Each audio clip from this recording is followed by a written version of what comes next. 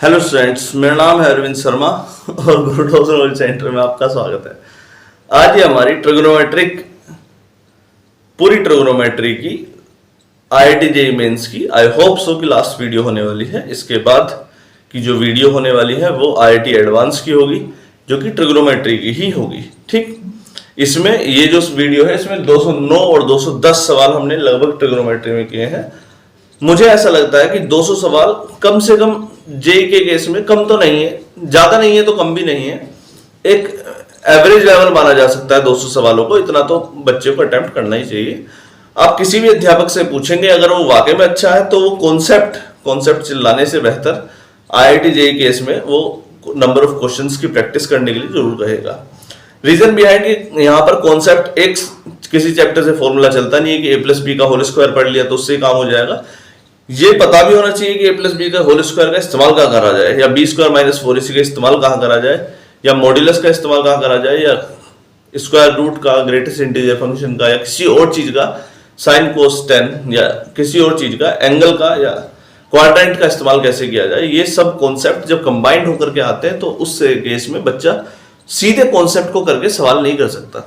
उसके लिए उसे मल्टीपल टाइप के बहुत सारे प्रकार के क्वेश्चन करने होते हैं, वाइड स्प्रेड क्वेश्चंस की प्रैक्टिस करनी चाहिए, जब जाके उसका कुछ भला हो सकता है, कुछ अच्छा हो सकता है इस एग्जाम में। ठीक, तो आज के लिए मैं ये चाहूंगा कि आप उस बच्चे को एटलीस्ट ये वीडियो जरूर शेयर करें जो कि ये चाहता है कि बड़ी संख्या में उसे सवाल मिले। उसके बाद संख्या हो सकता है कम हो, 50, 60, 100 सवालों की हो, लेकिन बड़ी संख्या में सवालों को उपलब्ध हो पाना भी या उनके सॉल्यूशन हो पाना भी बड़ी बात होती है। तो आई होप कि आप उस बच्चे तक ये पहुंचा पाए। और बाकी तो हम चले गए। Question number 209, let alpha beta be two positive value of x for which 2 cos x mod cos x and 1 minus 3 cos square x are in GP. The minimum value of mod alpha minus beta is. ठीक, ये एक आसान case है। इसमें इन तीनों cases को GP में रखा गया है और अल्फा माइनस बीटा की वैल्यू पूछी है। अल्फा माइनस बीटा क्या है? अल्फा माइनस बीटा जो इन दोनों की इक्वेशन बनाने के बाद जो एक्स की जो वैल्यू आएगी वो है अल्फा और बीटा। तो एबीसी आर इन जीपी, तो इसका केस क्या बनता था? आर इन जीपी वाला। तो जब 3 नंबर जीपी में होते तो हम बोलते थे B square equals to a सी। तो बी की पोजीशन ए की पोजीशन पर है ये, बी की पोजीशन पर है ये, और सी की पोजीशन पर है ये। ठीक, तो b square equals to a c mod cos x का स्क्वायर। जब मोड कोस एक्स का स्क्वायर हो गया हो, मोड कोस एक्स का स्क्वायर हो गया हो, तो मोड की कोई आवश्यकता रही नहीं, क्योंकि वो पॉजिटिव वैल्यू दिखा रहा है। मोड का भी काम पॉजिटिव वैल्यू दिखाने का है, तो आप इसे डायरेक्टली कोस स्क्वायर एक्स लेकर के भी काम चला सकते हैं, उससे कोई दिक्कत होगी नहीं। इक्वल्स टू ए की वैल्यू है 2 cos x into 1 minus 3 cos square x। ठीक, equals to 2 cos x 1 minus 3 cos square x। ठीक, इसको एक तरफ लेके आ जाते हैं। cos स्क्वायर x जो आप 10th क्लास में 11th क्लास में गलतियां करते थे वो वाली मत कर देना कि यहाँ पे cos x से cos x काट दिया, बिल्कुल मत गलती कर देना। ये वाली गलती कभी नहीं करनी है, आजू से डायरेक्ट हिट काटना शुरू कर दो। नहीं, लेफ्ट साइड में लेके आओ, कॉमन निकालो। cos x 1 minus 3 cos square x equals to 0। Common क्या आ रहा है? cos x बाहर निकला, अंदर क्या बचा? यहां पर cos x बचा, माइनस 2 के अंदर मल्टीप्लाई करेंगे, 2 3 जा 6 cos square x equals to 0। ठीक, तो हमारे पास एक सिनेरियो बना है cos x का, और एक ये बड़ी सी इक्वेशन बनती हुई आ रही है। इस इक्वेशन को थोड़ा सा और बनाने की कोशिश करते हैं। पहला है cos x इनटू ब्रैकेट के अंदर क्या बना? 6 cos square x, 6 cos square x plus का cos x माइनस का 2। ये क्वाड्रेटिक इक्वेशन बनी है, और क्वाड्रेटिक इक्वेशन को आई होप कि आपको सोल्व करना आना चाहिए। 6 2 जा 12 और साइन नेगेटिव का घटा करके लाना है, और अब हम इसे लाने की कोशिश करेंगे। cos x को साथ में लेके चलेंगे, cos x into 6 cos square x घटा करके क्या लाएंगे? 4 में से 3 4 cos x minus 3 cos x minus का 2। ठीक, कोसेक्स अंदर कॉमन क्या आ रहा है इन दोनों में, 2 कोसेक्स कॉमन आया, ब्रैकेट में क्या बचा 3 कोसेक्स प्लस 2 माइनस का 1 कॉमन, 3 कोसेक्स प्लस 2। तो हमारे पास 2 सिनेरियो बने हैं।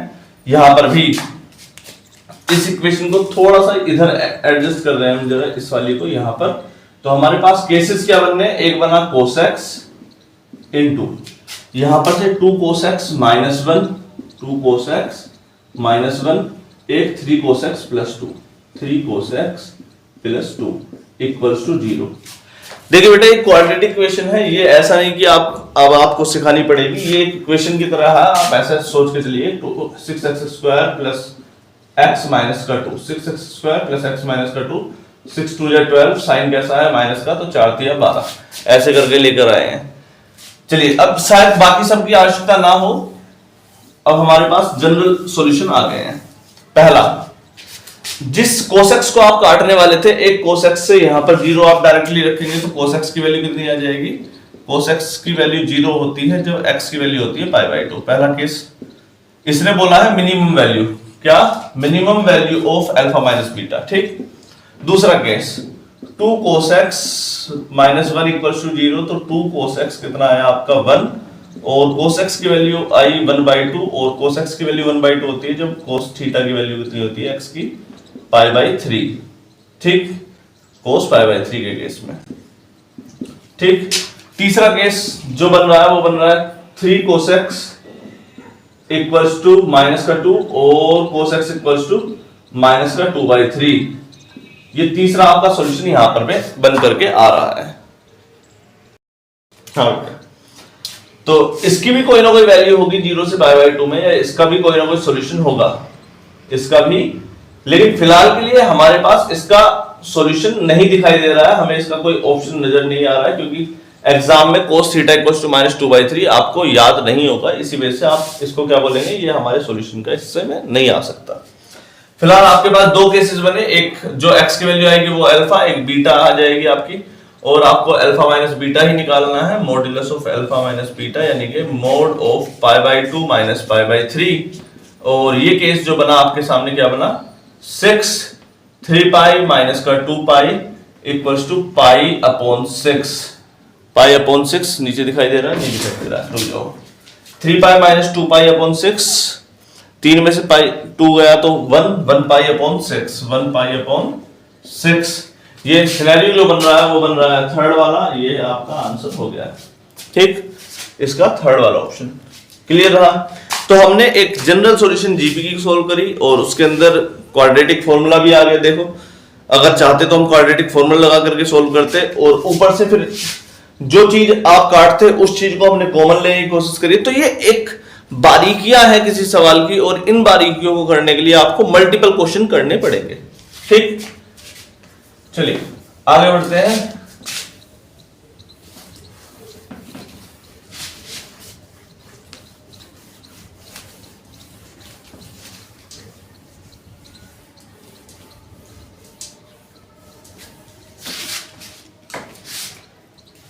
Question number 210,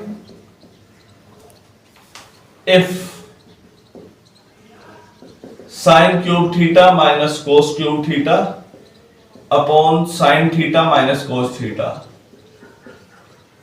minus cos theta upon root 1 plus cot square theta minus 2 tan theta cot theta equals to -1, theta belongs to 0 से 2π, थीटा बिलोंग कर रहा है 0 से 2π, ठीक। देन सवाल ये है कि थीटा कहां से कहां तक बिलोंग कर रहा है। आइडियल केस में थीटा बिलोंग कर रहा है कहां से कहां तक, 0 से π/2 एक्सेप्ट π/4 कि क्या क्या चीज हमने बाहर निकाली है वो बता दो। थीटा बिलोंग्स टू π/2 से π -3π/4 और π/2, ठीक। थीटा बिलोंग्स टू π से 3π/2 माइनस π/4 π/2, थीटा बिलोंग्स टू 0 से पाई माइनस पाई बाई 4 और पाई बाई 2।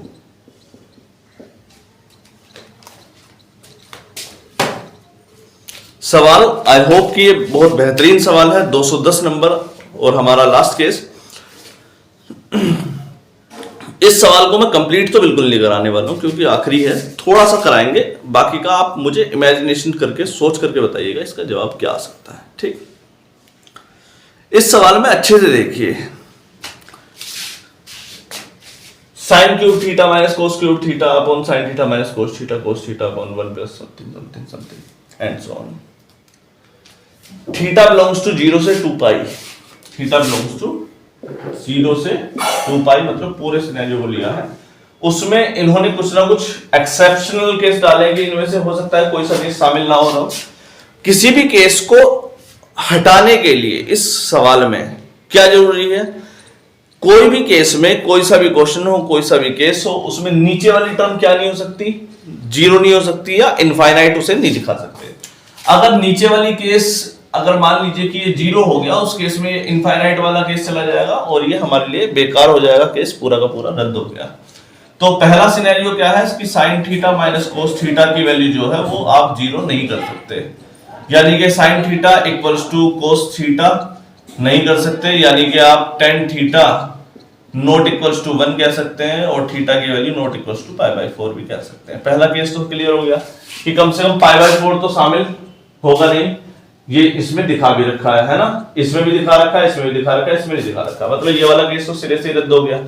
ठीक, और क्या चीज शामिल नहीं हो सकती। अब मान लो कि tan थीटा है और आप थीटा की वैल्यू डायरेक्टली मैं कहता हूं 90 डिग्री रख दो, tan थीटा की वैल्यू 90 डिग्री पर इनफाइनाइट वैल्यू, मतलब ये केस फिर से अनडिफाइन हो जाएगा, यानी कि पाई बाई 2 भी इसमें शामिल नहीं होगा, मतलब ये वाले और ये वाले केस बन गए दोनों। इसमें अब जानना क्या है, जानना ये है कि थीटा की वैल्यू आइडियली कहां से कहां तक पड़ रही है, 0 से पाई या पाई से 3 पाई बाई 2, बस ये दो ऑप्शन बचे। वो वाले में पाई बाई 2 तो शामिल करा ही नहीं है, पाई बाई 4 पाई बाई 2 इन दोनों में शामिल करें, मतलब ये दोनों तो आ गए ऑप्शन में। इन दोनों में से राइट आंसर कौन सा है वो आप मुझे कमेंट करके बताओगे, क्योंकि ऑलरेडी मैं डोमेन, रेंज और फंक्शन और ट्रिग्नोमेट्री पूरी की पूरी करवा चुका हूं, तो मैं ये आपसे होप जरूर करता हूं कि आप इस सवाल का जवाब दे पाए।